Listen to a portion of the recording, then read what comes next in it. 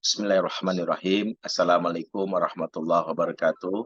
Waalaikumsalam Waalaikumsalam warahmatullahi warahmatullahi wabarakatuh. wabarakatuh. Alhamdulillah, assalatu wassalamu ala rasulillah wa ala alihi wa sahbihi wa mawalah.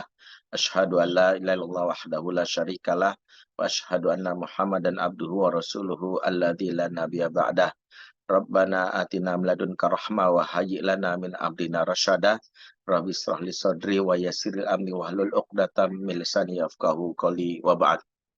Ikhwatal iman azakumullah yang kami muliakan, kami hormati Ustadz Arifin selaku kepala sekolah dari SDIT Permata Papua, SMPIT Permata Papua, juga buat para ayah-ayah semua khususnya yang tergabung dalam komunitas Ayah Hebat yang rencananya di launching oleh dari Sekolah Permata Papua, dan tentu para tamu dan undangan di malam hari ini yang sudah hadir menyimak.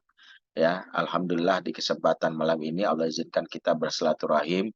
Jarak kita memang selisih 2 jam dan memang tidak menghalangi kita untuk saling bicara, saling bersilaturahim, khususnya menguatkan tekad kita menjalankan satu peran yang peran ini sering dianggap remeh, padahal peran ini justru peran yang justru dimuliakan dan ditinggikan di dalam Al-Quran. Apa itu?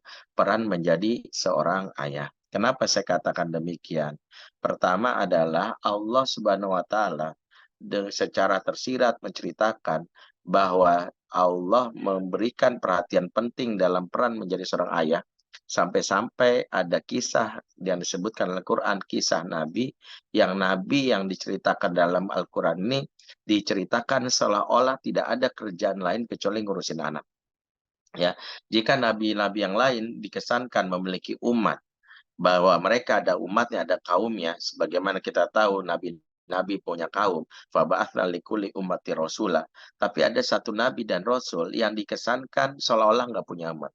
Saya katakan seolah-olah karena sebenarnya nabi dan rasul yang dimaksud ini dikesankan nggak punya umat karena nabi dan rasul ini memiliki perhatian yang besar terhadap anaknya. Siapa nabi dan rasul yang dimaksud?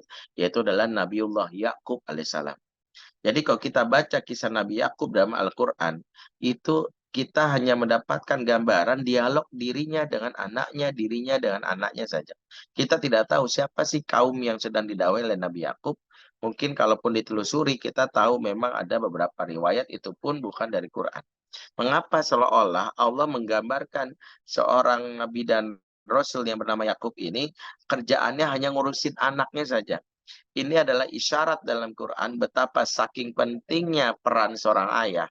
Sampai-sampai disimbolkan oleh seorang nabi yang kerjanya hanya ngurusin beberapa anaknya. Ini membuatkan gambaran bagi kita bahwa menjadi ayah bukan urusan remeh. Karena Quran ketika memunculkan figur seorang ayah, memberikan gambaran bahwa ini bukan hal yang remeh. Kenapa? Karena Al-Quran tidak pernah bahas hal yang remeh. Ingat, Quran nggak pernah bahas ya, yang remeh-remeh. Quran nggak pernah bahas cara bikin papeda, ya karena remeh gitu. Quran nggak pernah bahas cara meningkatkan jumlah follower di TikTok, karena remeh. Quran bahas hal-hal yang azim, hal-hal yang agung, hal yang besar. Dan di antara hal yang besar itu adalah bagaimana menjadi seorang ayah sampai disimbolkan oleh Nabi dan Rasul yang bernama Nabiullah Yakub alaihissalam. Kemudian yang kedua, kita patut bangga menjadi ayah. Al-Quran pun memberikan gambaran betapa ketinggian dan kemuliaan derajat seorang laki-laki ketika justru menjalankan peran ini yang hari ini kita lakukan. Apa itu? Peran seorang ayah. Contohnya adalah sampai ada seorang lelaki yang sejatinya biasa saja, bukan nabi, bukan seorang jutawan, miliuner atau hartawan di masa tersebut, bukan juga seorang tokoh di masa tersebut, tapi Allah sampai memunculkan namanya dan dalam sebuah surat, yaitu adalah Luqman, yang disebut Al-Hakim, Luqmanul Hakim. Bagaimana mungkin seorang lelaki biasa yang bahkan disebutkan pekerjaannya adalah An-Najjar, ya, sebagai tukang kayu, bahkan ada yang mengatakan sebagai seorang yang berkulit hitam dari Habsyi, dari Ethiopia, bisa dimuliakan sampai disebut namanya dalam Al-Quran. Jika sampai seorang disebut namanya oleh Allah dalam Al-Quran, peluangnya dua. Jika dia orang yang bandel, berarti bandel banget alias kafir banget. Jika dia orang baik, berarti baik banget. Ya, di atas rata-rata. Maka Luqman adalah orang baik, tapi baiknya baik banget. Sampai dimunculkan dibandingkan lelaki lain.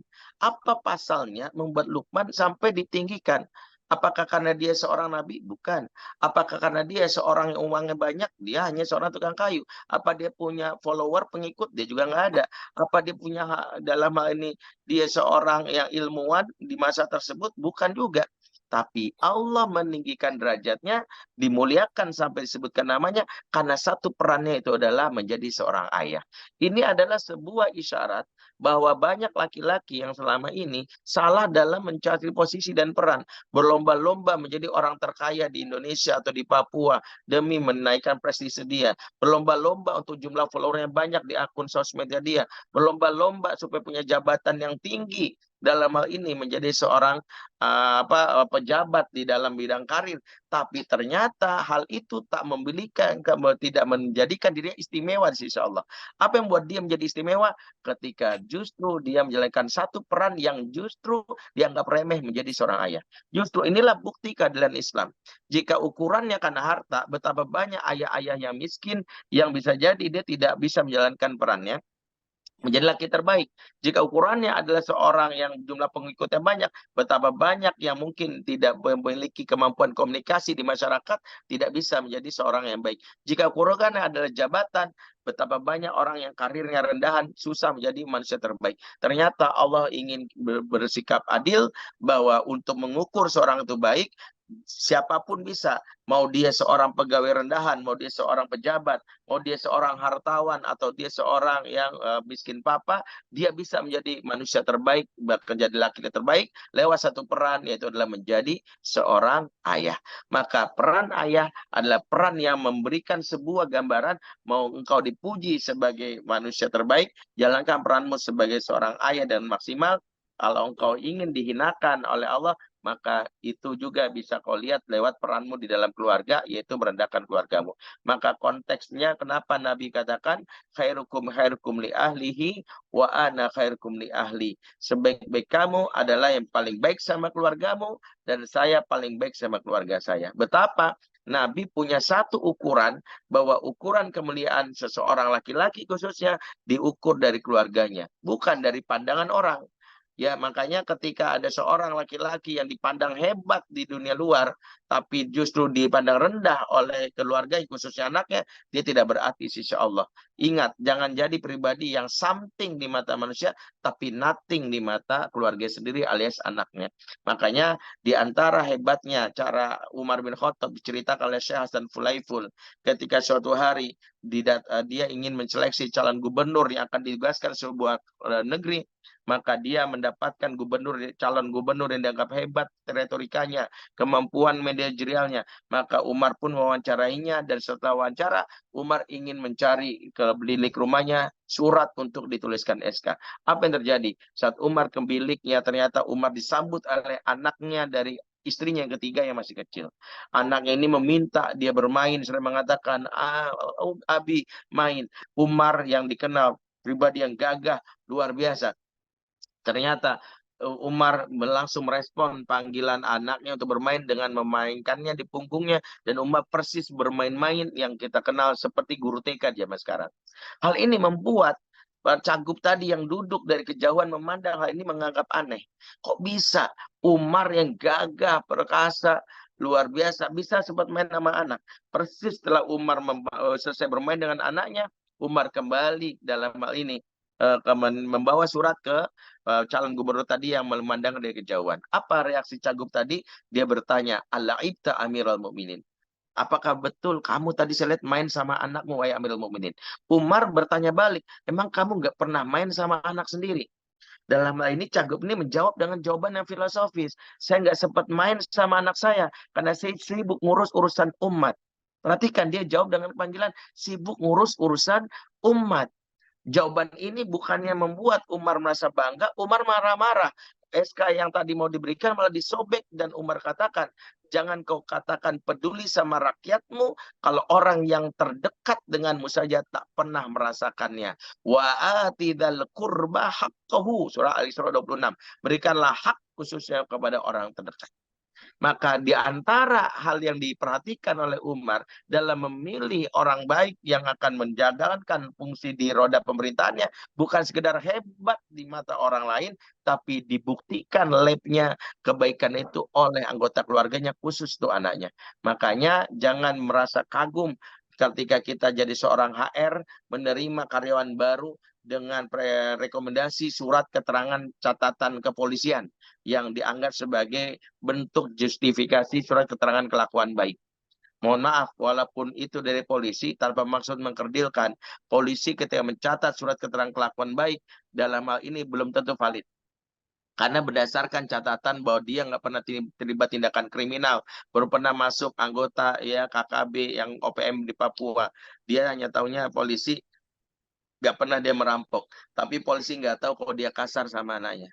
Polisi nggak tahu kalau dia cuek sama istrinya. Polisi nggak tahu kalau dia pelit sama anggota keluarganya.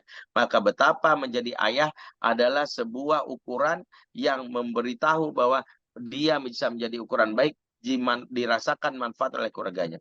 Mungkin fakta-fakta hal tersebut belum menguatkan kita untuk kembali menekatkan azam kita menjadi ayah, maka mari kita tengok juga gambaran Quran, mengapa ayah harus terlibat.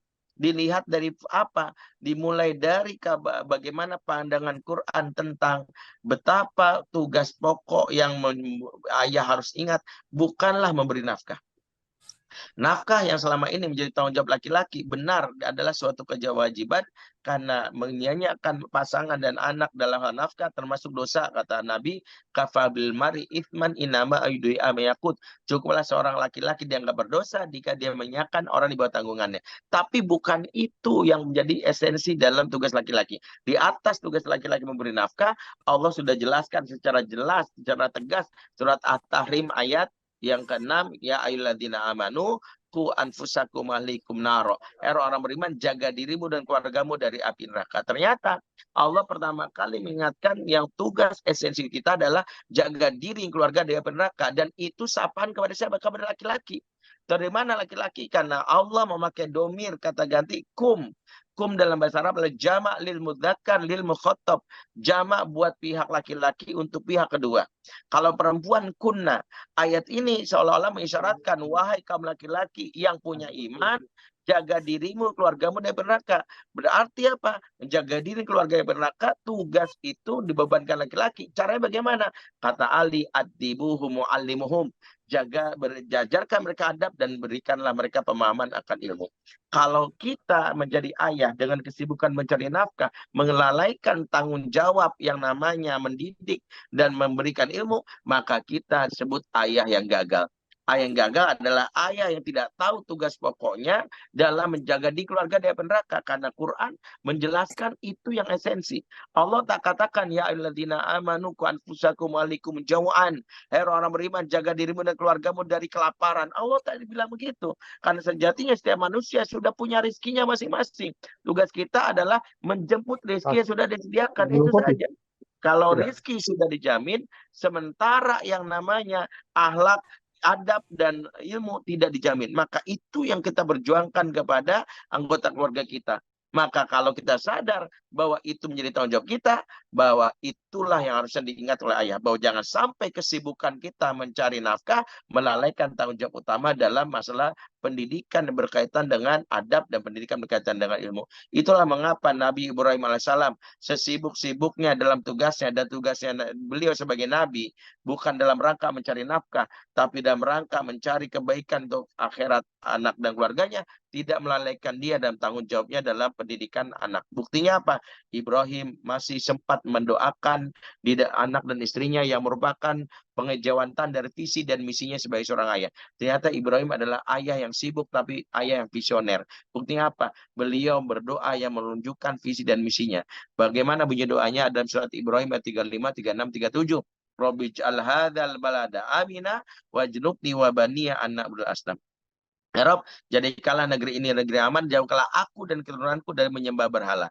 Saking pentingnya masalah penyembahan berhala ini sebagai suatu yang dihindari, Ibrahim mengulangi di ayat 36, Robbi innahunna adlana katsiran minan nas, faman tabi'ani fa innahu minni wa man asani fa innaka ghafurur rahim. Kemudian ayat 37-nya beliau menjelaskan visi misinya. Robbana ini askantu min dzurriyyati biwadin dzar'in inda batikal muharram.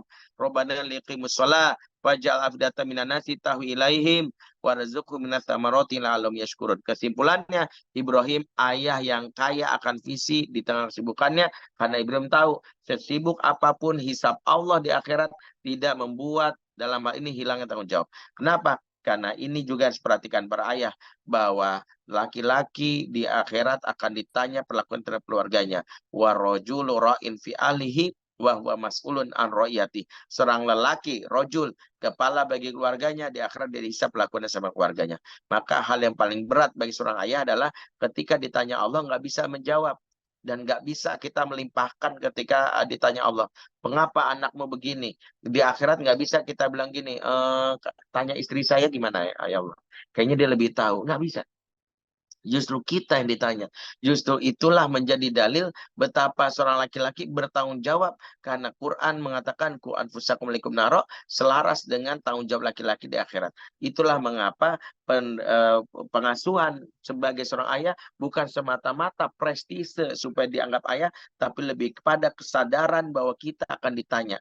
Jadi kenapa kita di tengah capeknya lelah kita, ketika pulang kita harus membagi waktu supaya ada hak anak untuk diskusikan, semata-mata karena kita takut anak kita di akhirat menggugat, karena kita termasuk orang tua yang cuek. Orang tua yang cuek adalah orang tua yang zolim kepada anaknya. Ini yang harus perhatikan. Berikutnya, mengapa juga seorang ayah? Karena sejatinya Al-Quran dan hadis Nabi membuat isyarat jika ada anak yang durhaka dalam pengertian menyimpang perilakunya, tertuduh pertama adalah ayahnya. Dari mana kita simpulkan itu? Dari hadis yang populer yang kita sering dengar. Nabi katakan, ma min mauludin illa yuladu ala fitrah. Tidaklah bayi yang lahir kecuali lahir dalam keadaan fitrah. Jadi bayi pada saat lahir membawa fitrah. Artinya fitrah ini adalah baik. Ini jaminan dari Rasul bahwa setiap bayi aslinya baik. Maka nggak ada istilahnya nakal turunan, ya apalagi nakal tanjakan, nggak ada. Setiap bayi aslinya baik sejak awal dilahirkan. Nggak ada bayi yang baru lahir langsung niat jadi bandar narkoba. Nggak ada bayi yang baru lahir langsung niat cari gambar porno, tuh nggak ada. Yang itu adalah menunjukkan bahwa setiap bayi aslinya baik. Maka Nabi katakan fa'abawahu yuhawidani au nasrani au majisani. Orang tuanya lah menjadikan dia Yahudi, Nasrani atau Majusi. Menjadi Yahudi, Nasrani atau Majusi bukanlah yang dimaksudkan sebagian orang bahwa anak kita berpindah agama menjadi Yahudi. Karena kalau disebutkan berpindah jadi agama Yahudi, nggak akan pernah terjadi. Kenapa nggak akan pernah? Karena Yahudi agama keturunan. Ya, Yahudi menyandarkan agama dari sisi nasab kepada ibu. Jika ibunya Batak, ibunya Jawa, ibunya Makassar, ibunya Papua, sampai kapanpun anak kita nggak akan jadi Yahudi. Berarti anak kita nggak bakal jadi Yahudi. Maka sebenarnya yang dimaksud menjadi Yahudi sini, kata Imam Asy-Syatibi, adalah sifatihi. Sifatnya. Mungkin dia Muslim tapi sifatnya kayak Yahudi. Apa sifat Yahudi? Ngeyel. Ngakal-ngakalin janji, berkhianat, dan semua kelakuan buruk ada Yahudi, termasuk Nasrani atau Majusi. Nah, kelakuan buruk anak dalam hal ini kata Nabi tertuduhnya siapa? Fa'abawahu. Fa'abawahu. Perhatikan redaksinya. Abawahu ini isi musanna, ada domirhu, dari kata abawani, nunnya hilang. Jadi abawahu. Bagi belajar bahasa Arab pasti tahu. Apa maksudnya abawahu dari kata abawani? Itu artinya orang tua. Menarik. Al-Quran ketika menyebutkan orang tua biasanya pakai redaksi walidani. Tapi khusus hadis ini pakai abawani. Mengapa tidak walidani? Padahal walidani redaksi dalam Quran khusus untuk orang tua dalam banyak ayat. Wa wasoinal insana biwalidayhi. Kan lihat. Hamlatu ummu wahnan ala wahnin.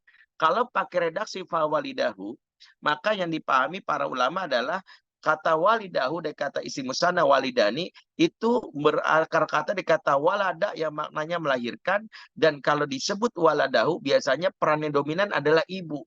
Karena ibu paling berperan dalam fungsi kelahiran anak. Dan itulah yang disebutkan dalam surat Luqman ayat 15 ketika menyebutkan wa wasainal insana biwalidahi hamalathu ummuhu wahnan ala wahnin. Kami wasiatkan manusia berbuat baik kepada kedua orang tuanya, ibunya dalam keadaan lemah bertambah payah. langsung disebut orang tua langsung ibu, menunjukkan kalau sebut dengan wafa walidahu maka yang paling dominan adalah ibu. Makanya Nabi tidak sebut fa walidahu tapi fa abawahu.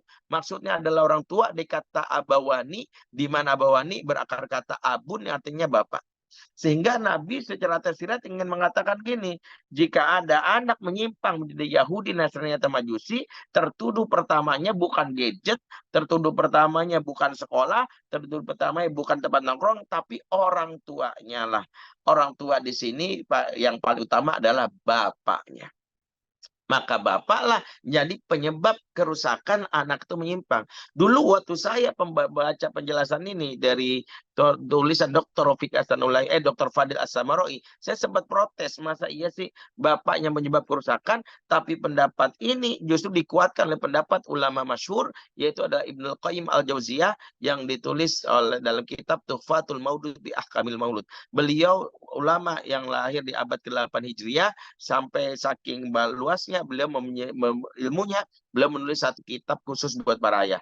Judul kitabnya Tuhfatul Maulud bi Ahkamil Maulud, kitab yang beliau tulis khusus buat anaknya yang bernama siapa? Anaknya bernama Burhanuddin. Jadi beliau pengen anaknya menjadi ayah yang baik karena anaknya baru saja mendapatkan anaknya alias cucu dari Ibnu Qayyim, maka dikasihlah tulisan surat yang maksudnya menasihati anaknya. Ya, konon disebutkan beliau nulis kitab ini cuma satu malam, tebalnya 600-an halaman. Nah, yang menarik beliau mengatakan di pembahasan bab 16-nya, di antara tugas tanggung jawab orang tua khususnya ayah apa? Beliau ingatkan wa idza tabartal fasadu fil aulad ra'aita amatahu min kibalil aba. Jika Anda amati kerusakan pada anak-anak pada umumnya berasal dari sisi seorang ayah. Jadi ternyata Ibnu Qayyim mengatakan jika ada anak rusak, justru ayahlah yang dianggap sebagai penyebab kerusakannya. Jadi bukan ibu. Justru hari ini kita disodorkan fakta, ayah yang tidak terlibat memang memberi pengaruh terhadap kerusakan. Dan inilah yang hari ini kita bahas sebagai isu father hunger. Makanya hari ini kita banyak terkaget-kaget dengan banyak isu. Dua isu yang hari ini populer mengagetkan kita, dan ternyata biangnya mau tidak mau adalah ayah. Pertama adalah isu tentang LGBT. Ya pasti saya tahu ya LGBT ya, bukan lelaki ganteng bininya 3, bukan. Lesbian, gay, biseksual, transgender. LGBT sekarang pesat sekali tumbuh, bahkan sosmed sudah banyak konten-konten tersebut. Ternyata sebagai konselor kami mendapatkan di lapangan hampir 100% beberapa klien kami yang dalam ini menjadi pelaku LGBT, ternyata mereka mendapatkan apa yang disebut fatherless alias tidak punya figur ayah. Ayah yang justru tidak hadir dalam kehidupan seorang anak mempengaruhi dalam hal ini sang anaknya, dalam hal ini yang laki-laki sangat rentan menjadi LGBT. Inilah hal yang cukup mencemaskan kita. Bahkan sejak tahun 2015 Profesor Henny sudah membuat riset yang bagi kami cukup menggembarkan, walaupun risetnya baru semata di Jabodetabek. Apa bunyi risetnya? Bahwa 70% karakter anak SD laki-laki di Jabodetabek kebenci-bencian. Jadi ukurannya baru Jabodetabek, tapi ini syarat di kota-kota besar isu tentang anak laki-laki gaya perempuanan sudah mulai marak tahun 2015. Ini isu pertama. Isu kedua adalah salah satu riset yang mencemaskan di launching oleh BKKBN tanggal 4 Agustus 2023. Silakan googling nanti setelah ini di mana BKKBN memunculkan riset yang sebenarnya menggemparkan dunia pendidikan. Tapi sayangnya riset ini kalah populer dengan riset elektabilitas capres ya. Dan tanggal 4 Agustus 2023 apa bunyi risetnya? Disebutkan bahwa 60% anak perempuan di Indonesia umur 16 sampai 19 tahun tidak lagi perawan. Perhatikan, 60% anak perempuan 16 sampai 19. 16 sampai 19 kalau diutuk dari jenjang sekolah, ini usia anak SMA. Dia tidak lagi perawan. Kalau kesimpulan ini benar, saya tunggu berdebar-debar waktu ini di launching. Walaupun saya nggak percaya, tapi yang meluncingnya adalah BKKBN, lembaga resmi negara yang pasti punya kredibilitas. Waktu di launching data ini, saya langsung berasumsi sungguh negatif. Kebayang nggak kalau data ini katakanlah benar, kita masuk ke sebuah sekolah negeri, katakanlah di Timika, ada SMA Negeri 1 Timika misalnya, di situ kan anak-anak, misalnya satu kelas itu 40 siswa, dari 40 siswa itu 20 laki-laki, 20 perempuan, katakanlah kalau kita mau bagi adil. Nah, dari 20 perempuan di ruang kelas itu, kalau data ini benar, maka kita ingin mengatakan seolah gini, 12 orang di antara kalian nggak lagi perawan. Waliyazubillah. Kenapa mereka bisa jadi kenapa nggak perawan? Ternyata lagi-lagi anak perempuan yang tidak punya figur ayah, rentan jatuh ke pelukan laki-laki lain. Itulah kenapa kalau kita temukan ada anak perempuan yang suka dibawa cowoknya, lari malam-malam, kemudian berduaan. Sejatinya dia kehulangan krisis identitas disebabkan karena tidak hadirnya ayah dalam kehidupannya. Ayah yang tidak hadir dalam kehidupan seorang anak berdampak kepada dua hal. Satu, anak perempuannya dalam hal ini cenderung gampang jatuh ke pelukan laki-laki lain. Makanya di antara tugas ayah adalah menjadi pagar bagi anak wanita, bukan dengan marah-marah. Pagari anak kita dengan cinta yang kuat sehingga dia tidak berpaling pada laki-laki lain. Mengapa kita harus mau berduaan dengan anak gadis kita sambil mengatakan, duhai my love, duhai my princess, engkaulah bidadarinya ayah, engkaulah yang menjadi belahan jiwanya ayah. Ya, jika ada laki-laki menggoda kamu, bilang sama ayah, ayah habis itu orang. Menyakiti kamu jangan macam-macam ya. Kalau perlu ayah libatkan Densus 88 gitu ya. Misalnya lebay, tapi bagi seorang anak wanita ini sangat dibutuhkan. Makanya kalau ayah kaku, lisannya nggak pernah memuji, muncullah anak cowok yang dengan PD-nya menggait anak perempuan kita di akun sosmednya. Tiba-tiba dengan PD-nya mengatakan ya, Bapak kamu, kamu tahu nggak bedanya PKI sama kamu? Enggak, kalau PKI komunis, kalau kamu kok manis gitu ya, langsung kepak, kepak, lepak, lepak. Nah, anak perempuan yang tidak punya ayah yang mau mengatakan kalimat ikrar cinta ini membuat dia gampang jatuh pada laki lain. Itulah mengapa memiliki anak perempuan penjagaannya bukan dengan memarahinya, awas kamu malam, bukan. Tapi membuat dia merasakan nyaman, diperhatikan, dicintai, itu membuat dia tidak perlu mencari laki-laki lain. Dan dampak berikutnya, jika anak perempuan tidak dekat dengan ayahnya adalah jika dia memilih pasangan hidup dan dia menikah, cenderung dia kalau dikecewakan memilih menggugat cerai suaminya. Makanya kenapa anak perempuan kalau nggak dekat dengan ayahnya, dampak yang pertama, salah dalam memilih pasangan hidup. Yang kedua, mudah menggugat cerai. Hari ini angka perceraian meningkat, hampir 70% kasus perceraian di pengadilan agama dimulai dari perempuan yang menggugat. Dan ternyata perempuan yang menggugat cerai karena nggak punya figur ayah dalam kehidupannya. Maka sangat relate pendapat dari Quran, pendapat para ulama, termasuk dengan kondisi hari ini, semua saling menguatkan bahwa mau tak mau ayah harus terlibat dalam pengasuhan karena ini adalah kewajiban sejarah. Hari ini kita melihat kondisi bobroknya moral anak-anak, bahkan laki-laki yang kehilangan identitas kelaki-lakiannya cenderung dalam hal ini menjadi lelaki yang bertulang lunak ya, alias lelaki presto, katakanlah seperti itu, karena ketidakhadiran ayah dalam kehidupan seorang anak. Itu satu rangkaian yang harus dipahami.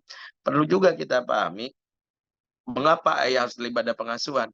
Karena fakta sejarah juga menyebutkan dalam Quran dialog yang paling sering justru adalah ayah dan anak dibandingkan ibu dan anak. Dari mana hal ini kita simpulkan? Dari tulisan ditulis oleh Sarah binti Khalil Al-Muteri Ad-Dakhililah. Beliau penulis sekaligus peneliti tentang ayat-ayat pengasuhan dalam Al-Quran. Nyata setelah diteliti, Quran memuat 17 dialog pengasuhan yang tersebar di 9 surat. Dari 17 itu, ternyata 14 dialog ayah dengan anak. Ibrahim, Ismail, Yakub dengan anak-anaknya, Syuaib dengan anak perempuannya, Daud dengan Sulaiman, Luqman dengan anaknya. Itu 14. Dua dialog itu cuma ibu dengan anaknya.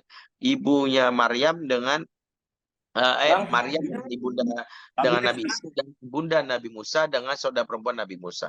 Satu lagi dialog yaitu antara ayah dan ibu bersama dan anaknya. Jadi 14 ayah anak, 2 ibu dan anak, 1 dialog ayah ibu bersama dan anaknya. Kira-kira apa pesan Quran?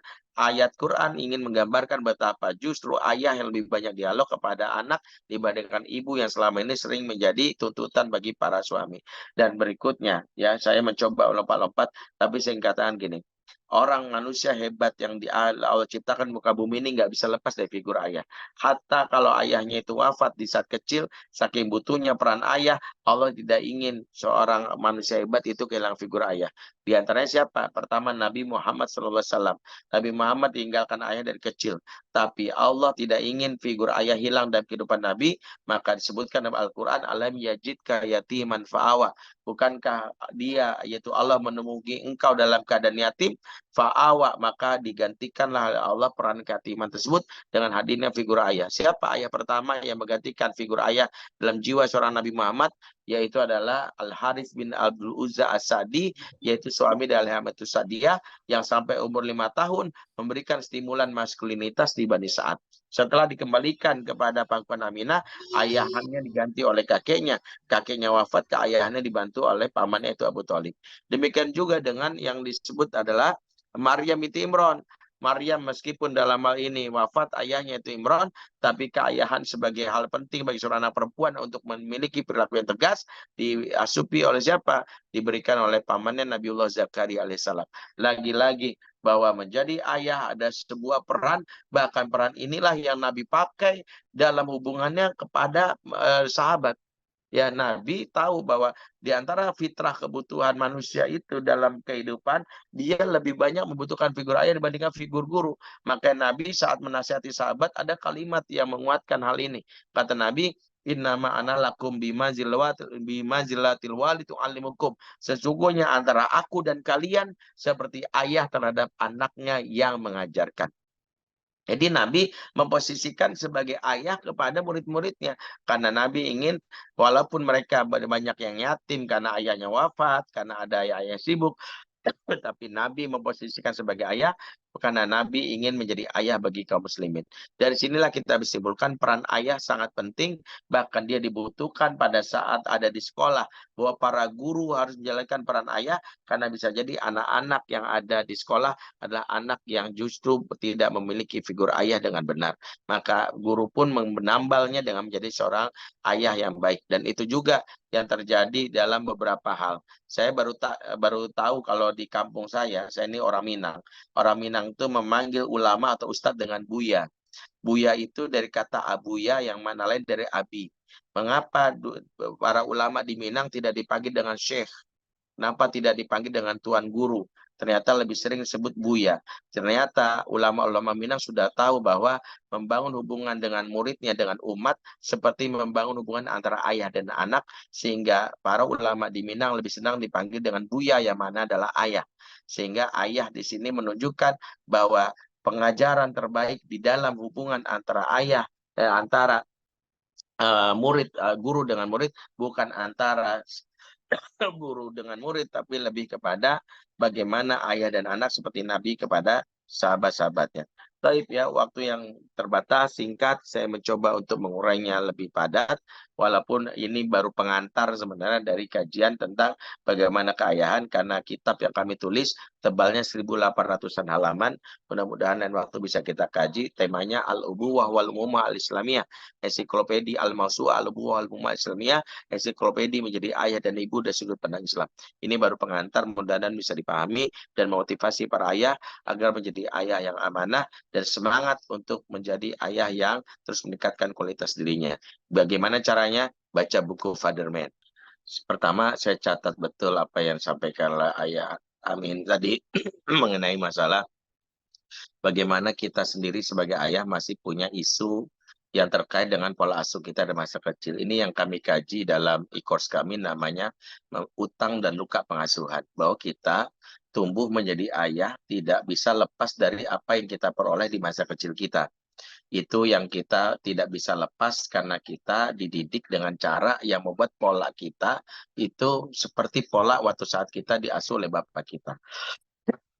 Dan itu kadang kita lupakan bahwa pola ini kalau itu ada sesuatu yang justru adalah buruk dari sisi pandangan syariat atau sisi pandang psikologis, kita kalau tidak bisa mengelolanya, bahkan kita tidak bisa mengubahnya, sejatinya kita mewariskan turun-temurun apa yang sejatinya tidak baik di sisi syariat. Bapak kita menurunkan ke kita tidak mengelola dengan baik, jadilah kita mengurus anak kepada anak pertama begitu, anak kedua begitu, tumbuhlah dia menjadi orang dewasa lagi, dia asuh anaknya begitu terus-terusan. Maka kenapa kami sampai bikin e-course yang kami tulis membayar utang membasuh luka pengasuhan? Karena sebenarnya kita harus berdamai dengan pola asuh masa lalu, karena itu yang membuat kita bisa menjalankan pengasuhan dengan cara yang baru, namanya reparenting atau skema pengasuhan baru.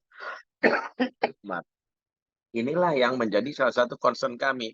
Mengapa Quran ketika menyebutkan tentang tugas orang tua dalam pendidikan anak dimulai dengan ya ayyuhalladzina amanu qu anfusakum wa ahlikum naro, ya orang beriman menjaga dirimu dan keluargamu, menunjukkan perhatian pertama kepada dirimu dulu.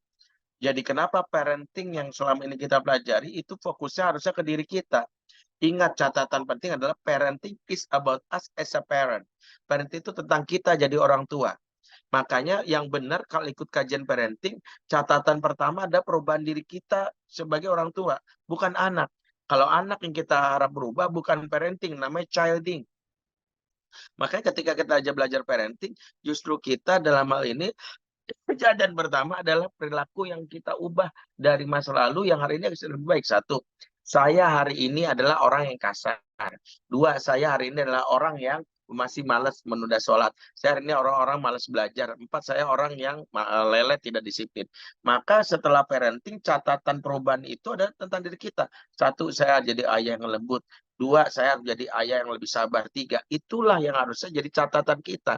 Makanya yang Allah hisab nanti di akhirat bukanlah tentang hasilnya anak kita, tapi perjuangan kita dalam upaya untuk meningkatkan kualitas pengasuhan. Sehingga kalaupun anak kita tidak menjadi anak yang baik, tapi sikap kita menunjukkan kualitas pengasuhan yang baik, kita tetap menjadi orang istimewa sisi Allah. Contohnya siapa? Nabi Nuh alaihissalam.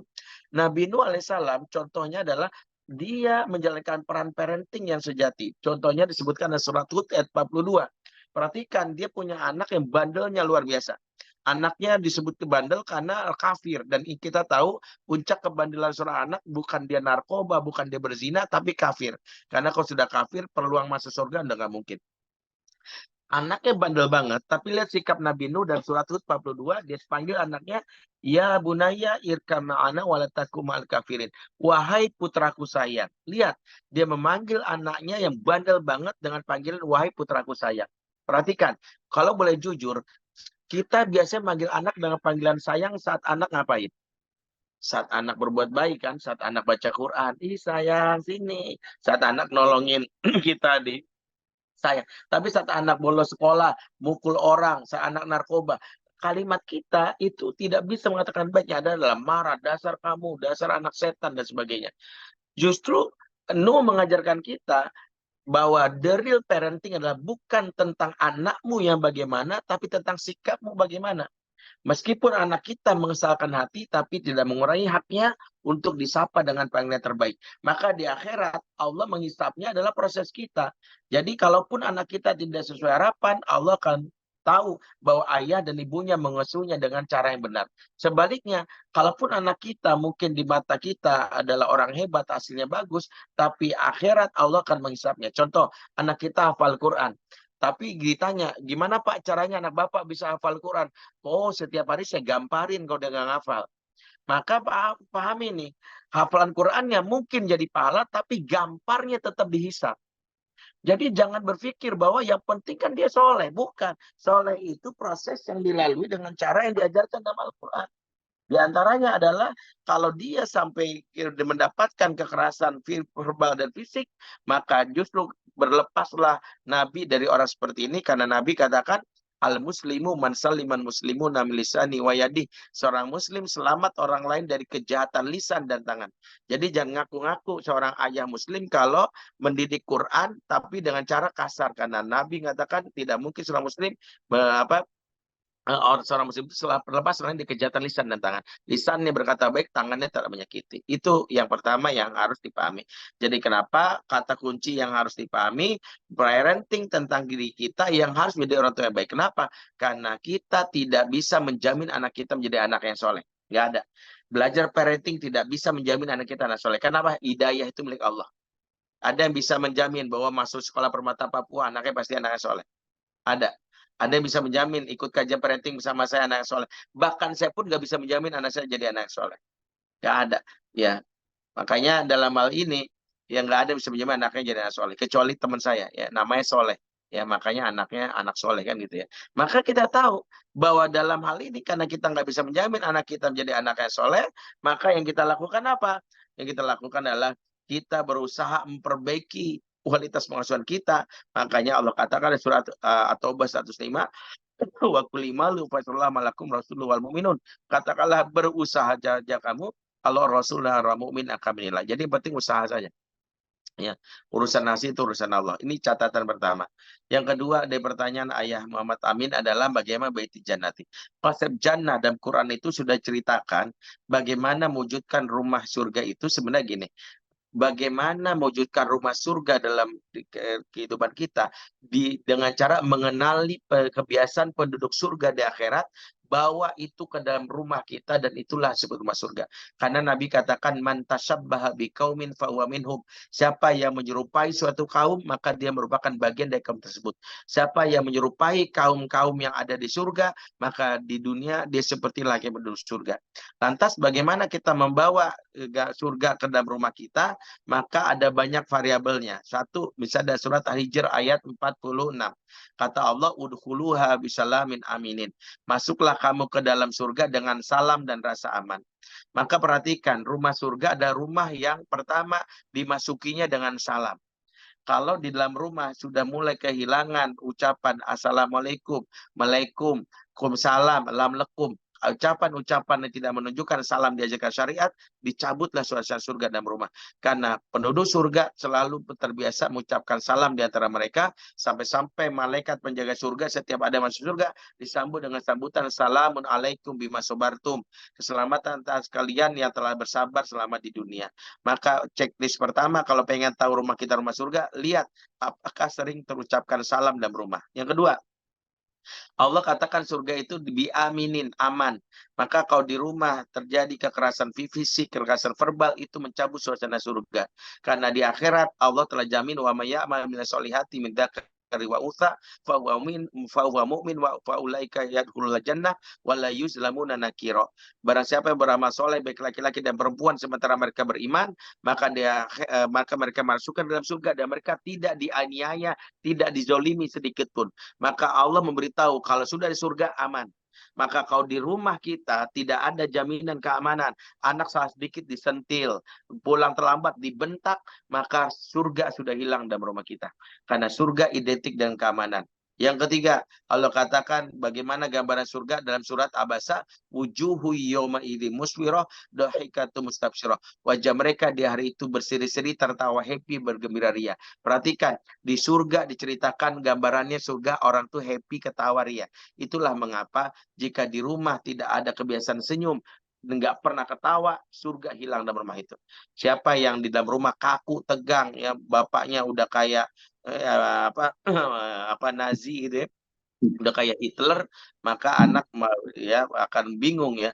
Kamu tinggal di mana, Nak? Tinggal di Korea ya, Korea Utara ya, karena papanya kayak Kim Jong Un lagi nyamar gitu. Ya, kentut sedikit gaplok gitu ya. Maka kita tahu tidak adanya senyum dan tawa adalah salah satu variabel yang menghilangkan surga dalam rumah. Yang keempat, Allah katakan dalam Al-Quran surah As-Saffat 50, faqbala ba'dahum ala ba'di yatasaalun. Mereka penduduk surga suka duduk berhadapan-hadapan dan ngobrol. Maka Allah gambarkan penduduk surga itu punya kebiasaan duduk berhadapan-hadapan dan ngobrol. Jika dalam rumah bapak dan nggak pernah ngobrol sama anak, suami dan istri nggak pernah ngobrol bersama pasangannya, maka tidak ada surga dalam rumah. Karena kebiasaan bersurga adalah ngobrol. Yang kelima, la yasmauna fiha lagwa wala ta'thima illa la yasmauna fiha lagwa wala kidzaba. Mereka dalam surga tidak pernah berkata yang dusta. Mengapa Allah katakan di surga tidak ada perkataan dusta? Menunjukkan kebiasaan bersurga adalah jujur, saling terbuka, saling apa adanya. Jika sudah mulai ada kebohongan, saling tipu menipu. Bapak nggak mau istri ketahuan handphonenya, langsung di password, khawatir ya terjadi apa-apa, diprotek handphonenya.